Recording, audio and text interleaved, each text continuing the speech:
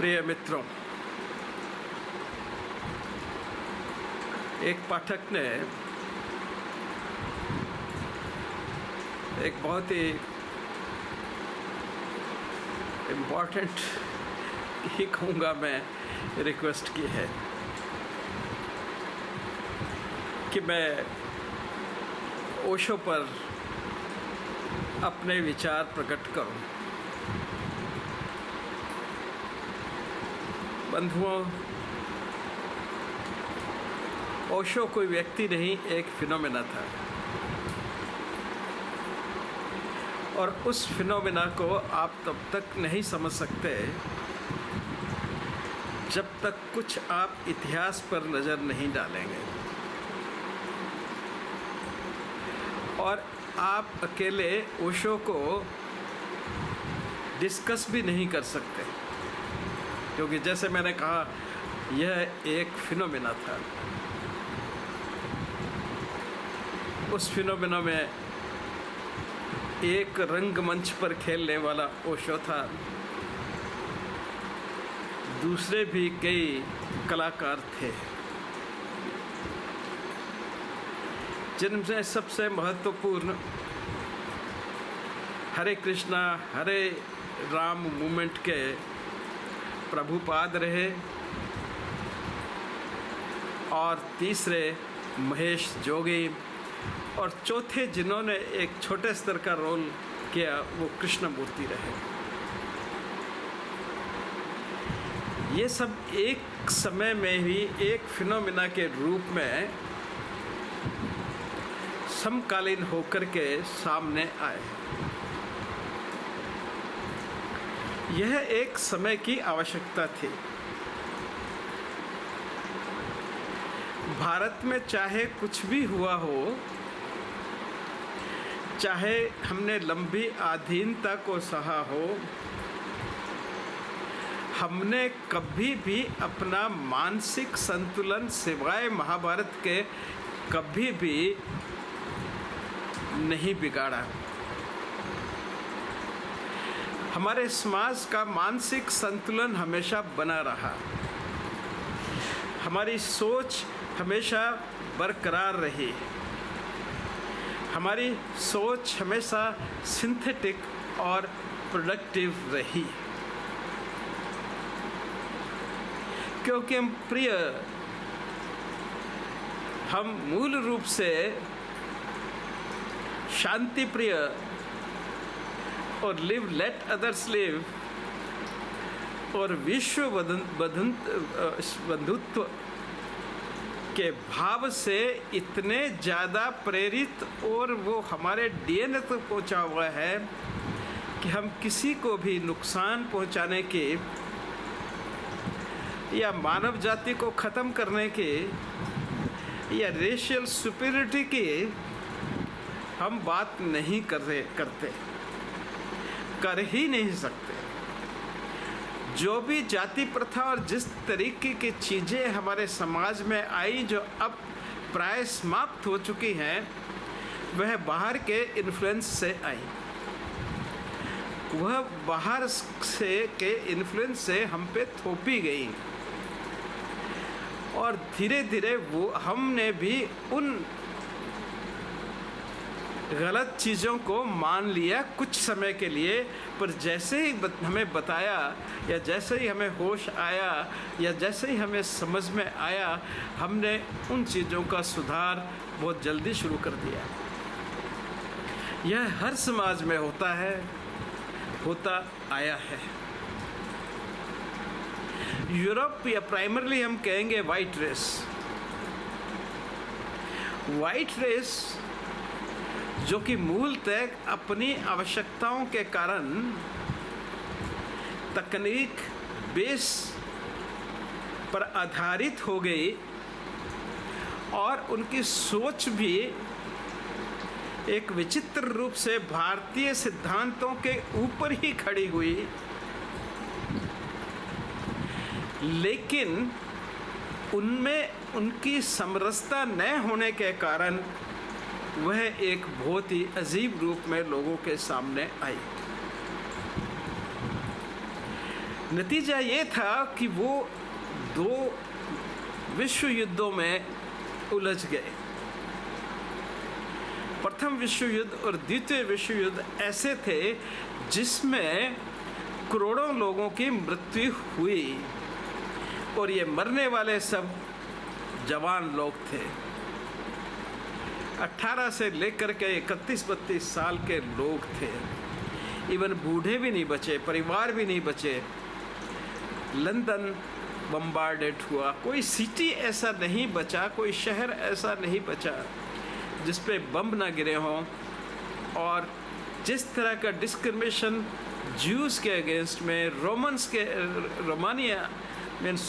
रोमानी people जिनको आप Gypsy भी कहते हैं, उनके अगेंस्ट में, और अन्य शारीरिक रूप से जो सक्षम नहीं थे उन लोगों में, या मानसिक रूप से सक्षम नहीं थे उनके अगेंस्ट में, जिस तरह का एक व्यवहार उस संस्कृति में, उस सभ्यता में हमने देखा, वो दुनिया में अनजाना था, एक पहले तरीके का क्रिया थी। नतीजन जैसा कि गीता ने कृष्ण ने कहा है कि युद्ध हमेशा युवकों का नाश करता है, और जब युवक नाश करते हैं तो स्त्रियों की बहुतायत हो जाती है, और स्त्री भ्रष्ट हो जाती है, और भ्रष्ट स्त्री जन्म देती है ऐसे लोगों को जिनके परिवार का कोई आधार नहीं होता। और यह लोग वैल्यूलेस और नई वैल्यू की तलाश में अपनी एग्जिस्टेंस को जस्टिफाई करने के लिए एक नए समाज की तलाश में, नए वैल्यू सिस्टम की तलाश में निकल पड़ते हैं। मिड 60s में ऐसा ही हुआ। वो युद्ध में पैदा हुए लोग, जिनको हम वर्ण संकर भी कह सकते हैं, जिनके माँ बाप का पता नहीं था, उन लोगों को, या युद्ध के दौरान इलेजिटिमेट प्रेगनेंसीज जो हुई उन बच्चों को, वर्ण संकरों की काफ़ी संख्या अपने आप को तलाशने वाली अब युवा होकर के तैयार हो चुके थे। यह युवा पीढ़ी अपनी वैल्यूज़ को नहीं पहचान रही थी, रादर वो अपना सब कुछ खो चुकी थी, और उनको अपने एग्जिस्टिंग समाज से बहुत नफ़रत थी, और नफ़रत का कारण भी बहुत स्पष्ट था। उन्हें यह समझ नहीं आ रहा था कि तुमने युद्ध क्यों किया, तुमने इतने लोगों को क्यों मारा, तुमने इतने लोगों को क्यों अंगविहीन किया कि वो काम करने लायक भी नहीं रहे। इन सब का उस समय के समाज के पास कोई जवाब नहीं था। जो मित्र सेनाओं के, जो यूरोपियन सेनाओं के कैप्टन रूजवेल्ट थे, वह राष्ट्रपति बन चुके थे, और उनके सामने भी ये प्रश्न उतने ही विचित्र रूप से खड़े थे जितने इन लोगों के सामने। अगर आप उनके कुछ स्टेटमेंट्स वर्ल्ड वॉर 2 के बारे में पढ़ेंगे, क्योंकि वो सुप्रीम कमांडर थे उस वक्त, तो आपको महसूस होगा वो अंतर्मन से कितने दुखी और परेशान थे इस लड़ाई में मास मैसेकर के कारण। अब ये युवा पीढ़ी अपनी पहचान की तलाश में थी। उनको अपने एग्जिस्टिंग धर्म से नफरत थी, एग्जिस्टिंग एडमिनिस्ट्रेशन से नफरत थी, एग्जिस्टिंग सामाजिक व्यवस्था से नफरत थी, उनको एग्जिस्टिंग पारिवारिक व्यवस्था से नफरत थी, क्योंकि वो सब अपने परिवार खो चुके थे, वो अपनी आइडेंटिटी खो चुके थे, वह एक वर्ण संकर की कैटेगरी में आ चुके थे, और यह कैटेगरी इतनी भयंकर होती है जो आपकी पूरी एग्जिस्टेंस को ही हिला देती है, आपकी पूरी मान्यताओं और आपकी आइडेंटिटी को ही एक तरह का चैलेंज होती है। यह एक बहुत बुरी स्थिति है और इस स्थिति से निकलना इतना आसान नहीं होता। तो इन युवकों के लिए भी कोई आसान नहीं था, जिनके सामने न कोई मोरल प्रिंसिपल्स हैं, न कोई एग्जाम्पल्स है, न परिवार है, न समाज है, न सामाजिक व्यवस्था है, और राजनीति से और एस्टेब्लिशमेंट से उनको सख्त नफरत है। इस झंझावत में एक हॉफमैन नाम का व्यक्ति आता है और वह एक हरे राम हरे कृष्णा मूवमेंट का लीडर बन जाता है, वुडस्टॉक का लीडर बन जाता है, और यह मूवमेंट पूरी दुनिया में छा जाता है। ये मूवमेंट में पार्टिसिपेट करने वाले उस समय के सबसे प्रसिद्ध गायक बीटल्स बंधु भी शामिल होते हैं। वो अपना पैसा धन सब इसी में लगा देते हैं। दूसरी तरफ महेश योगी आते हैं। वो मेडिटेशन का रास्ता लेकर के आते हैं जो लोगों को, उन भटके हुए प्राणियों को पसंद आता है, क्योंकि वो तलाश में है। और तलाश और इस परिस्थिति में योग एक्सरसाइजेज या योगिक मेथड व्यक्ति को बहुत आकर्षित करते हैं, क्योंकि उनका मन बहुत ही आंदोलित हो चुका होता है।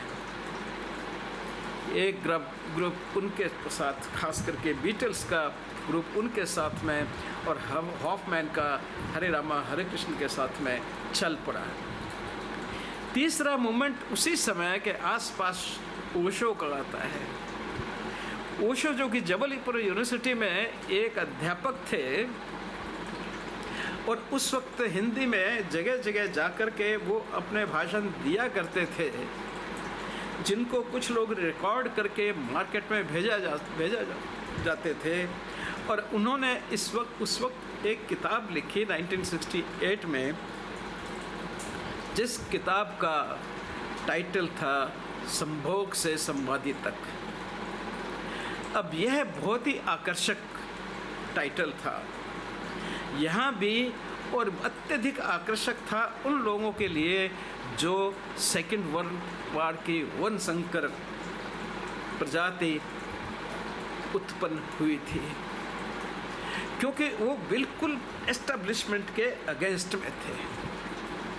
वो हर उस परंपरा के अगेंस्ट में थे जो हजारों साल से चली आ रही थी, जिस पे मानव समाज आधारित था, क्योंकि वो इस वर्ण संकर, इस व्यवस्था से बाहर पैदा हुए थे, और उसका कारण वह व्यवस्था ही थी, ऐसा उनका मानना था। वही एडमिनिस्ट्रेशन इसका कारण था। अदरवाइज उन्होंने किसी का क्या बिगाड़ा था, या उनके पेरेंट्स का किसी ने क्या बिगाड़ा था, या उस ज़माने के लोगों ने किसी का क्या बिगाड़ा था कि ये युद्ध हुए।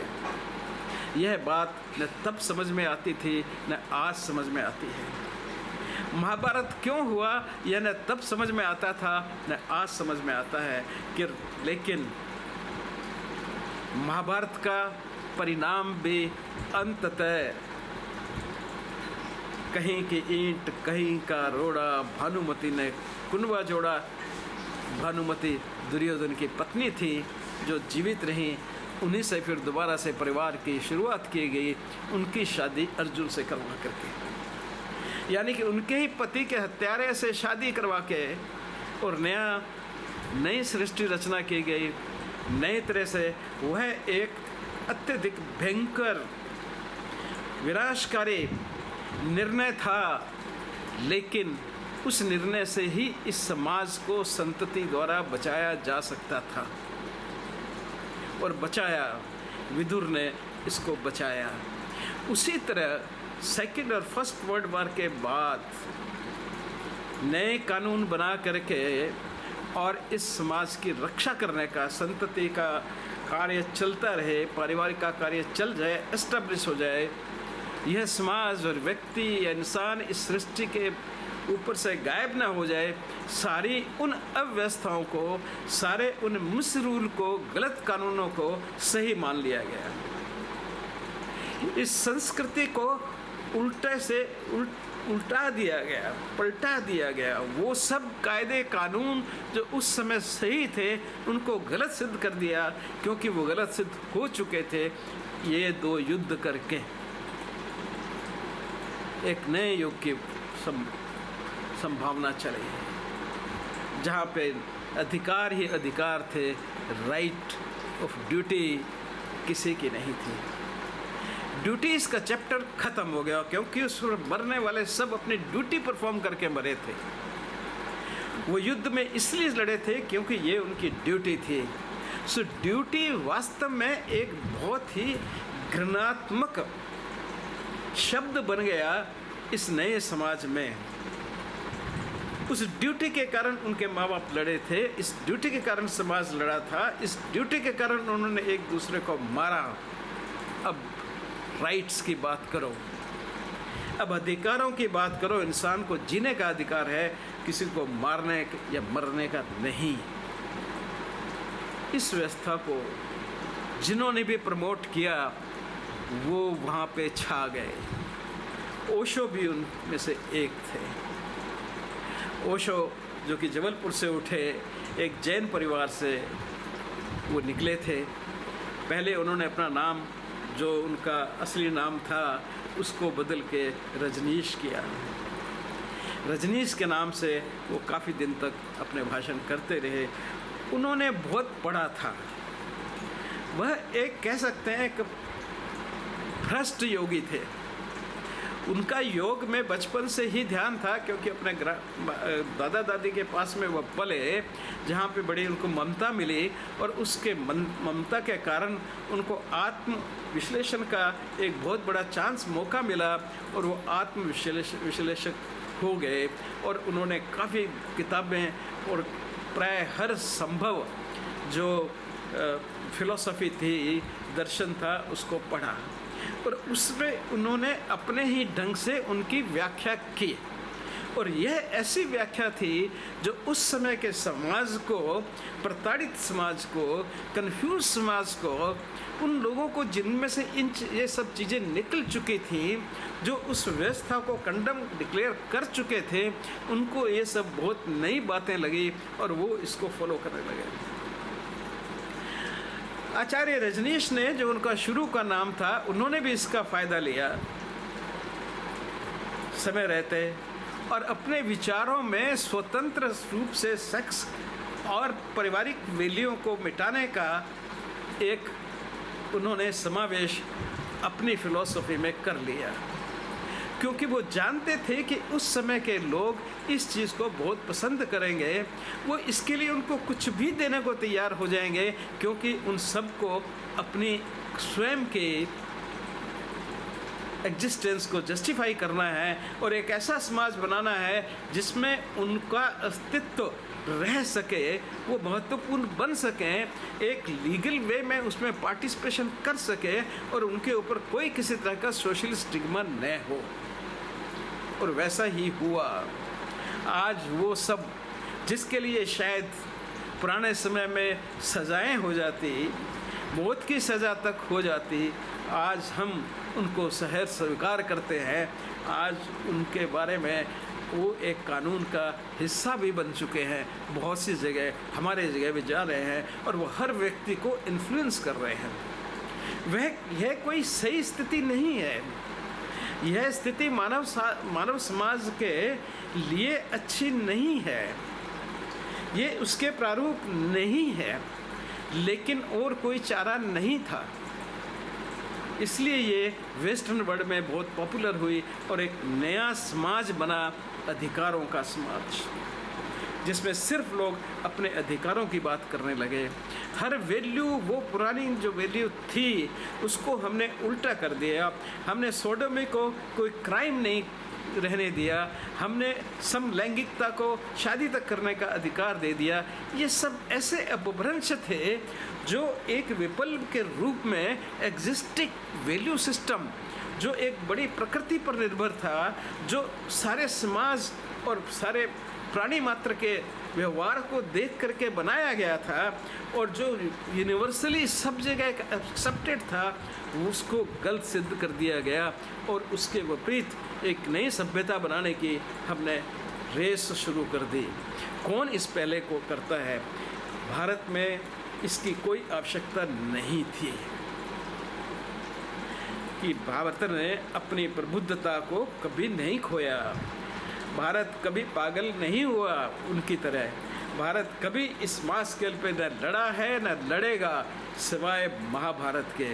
वो एक ऐतिहासिक गलती थी, और उस ऐतिहासिक गलती को हम गीता के रूप में हमेशा एक पश्चाताप के रूप में, एक उससे लेसन लेने के रूप में उसको याद करते हैं। ओपन ह्यूमर ने भी गीता को याद किया, पर एक लेसन के रूप में, जब उन्होंने कहा कि नाउ है become death like multi form Krishna, multi armed Krishna.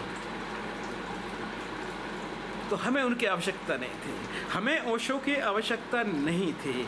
हमने हमारी दृष्टि में, मेरी दृष्टि में, ओशो एक भ्रष्ट दर्शक था, ओशो एक भ्रष्ट योगी था। वो योगी तो था, उसको ज्ञान भी था, उसको एक्सप्लेनेशन देने भी आते थे, लेकिन एक्सप्लेनेशन बनाने भी आते थे। वो समय अनुसार, परिस्थिति अनुसार अपने एक्सप्लेनेशन बनाने में समर्थ था। उन्हीं पुरानी पद्धतियों को, उन्हीं पुराने दर्शन शास्त्रों को एक नई दृष्टि से जो लोगों को पसंद आए उस रूप में प्रेजेंट करने के लिए वह एक मास्टरपीस था। वह एक मास्टरपीस था। हर दर्शन को, हर विचार को मोड़ करके अपने भाव में ला करके और वो लोगों को परोसने के लिए एक अत्यधिक मास्टर व्यक्ति था। वैसा मास्टर व्यक्ति शायद ही इतिहास में कम होते हैं। यह उनकी विशेषता तो थी। वो ज्ञान का सोर्स तो था, लेकिन उसका ज्ञान भी कुछ दूषित रहा और कुछ वो स्वयं भी दूषित रहे। मेरा उनसे लेना देना ज़्यादा कुछ ऐसा नहीं रहा। मेरा सिर्फ 1989 के आसपास, क्योंकि 90 में तो उनकी डेथ ही हो गई, उनके एक इंग्लिश शिष्य ने, यानी कि वाइट शिष्य ने मेरे को अप्रोच किया था उनका रक्त लेकर के। वह थैलियम पॉइजनिंग की आशंका से कर रहे थे कि शायद उनको जब अमेरिका ने प्रिजन में डाला था, क्योंकि अमेरिका में प्रिजन में डाल दिया था उनको, तो उस वक्त उन्होंने उनको क्रोनिक थैलियम पॉइजनिंग कर दी है। और वो मेरे को ब्लड सैंपल दे के गए थे, लेकिन हमने जो उनको ही बताया था उसका रिज़ल्ट अभी भी मैं नहीं बताऊंगा, और मैंने उनको रिज़ल्ट बता दिया और वो चले गए थे। मेरा उनसे यही इतना ही मात्र था। उन्होंने मेरे को रिक्वेस्ट किया था कि आप आकर के एक बार पुणे में उनको दर्शन कर सकते हैं, देख सकते हैं, आप चाहें तो एग्जामिन भी कर सकते हैं। लेकिन यह सब मैं नहीं कर सकता था, क्योंकि मुझे उन्होंने कोई डॉक्टर रूप में नहीं कहा, संपर्क किया था। उन्होंने केवल मात्र एक जान पहचान वाले व्यक्ति के रूप में मेरे से संपर्क किया था, किसी और मेरे मित्र के द्वारा।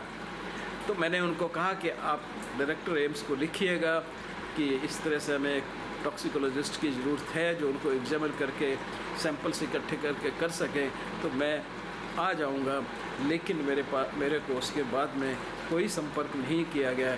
90 में तो फिर उनकी मृत्यु ही हो गई। तो ये था मेरे विचार ओशो के प्रति। हरे रामा हरे कृष्णा मूवमेंट के बारे में मैं फिर कभी बात करूंगा। मैं इस बात से इनकार नहीं करता, अगर आप ओशो को पढ़ते हैं, पढ़िए, लिखिए, ज्ञान चाहे कहीं भी हो उसको प्राप्त करना चाहिए। लेकिन इस बात का हमेशा आप ध्यान रखिए कि उन्होंने हर फिलॉसफी को अपने ढंग में डाला है, अपने ढंग से, अपनी परिकल्पना से लोग, क्योंकि जिस तरह के लोग वहाँ थे उनको आकर्षित करना, उनको शिष्य करना। क्यों कि अब भ्रष्ट तो वो थे ही। जो व्यक्ति रॉयल रॉयस की एक लाइन में चलना चाहता है, जो 100 रॉयल रॉयस अपने पीछे चलाने की एक तमन्ना रखता है, जो व्यक्ति सेक्स और योगा को मिलाना चाहता है, निश्चित रूप से उसको हम एक संपूर्ण योगी या पूर्ण योगी या योगी मात्र तो नहीं कह सकते। हम यही कहें कि वो योग के मार्ग पे थे, ज्ञान के मार्ग पे थे, ज्ञान योग के मार्ग पे थे, लेकिन चलते चलते रास्ते में रिद्धि सिद्धि जो आती हैं बीच में और उनको भ्रष्ट करने के लिए आती हैं, और जो व्यक्ति योग भ्रष्ट हो जाते हैं वह अपने रास्ते से भटक जाते हैं। तो ओशो एक योग भ्रष्ट भटके हुए ऋषि थे। मैं ये नहीं कहूँगा ऋषि नहीं थे, उनका जितना मालूम है, जितना नॉलेज था वो तो रह गए, वो तो ख़त्म नहीं कर सकता। इस तरह से उनका भी एक समाज में रोल है, क्योंकि उन्होंने बहुत सी फिलॉसफीज़ को, बहुत सी योगिक क्रियाओं को समाज में जीवित रखा, आगे लोगों को पास ऑन किया, और उनमें से अच्छे लोग कभी न कभी तो निकल ही आएंगे जो पूर्ण योगी होंगे। धन्यवाद।